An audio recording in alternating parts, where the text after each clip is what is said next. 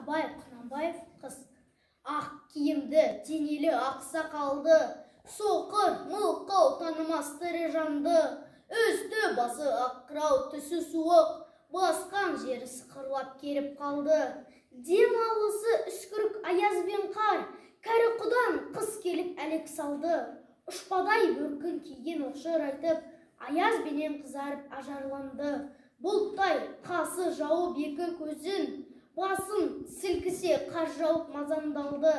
Борандай бұрқ сарқ етіп долданғанда, алты қанат ақ орда үйшай қалды.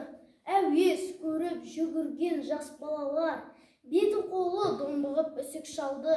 Шидем мен тон қабаттап киген малшы, бет қарауға шыдамай теріс айналды. Қар тепкенге қажымас қайран жылқы, титығы құруына азап қалды. Қыспен бірге тұмсығын салды қасқыр, малшыларым қор қылмай иткем алды.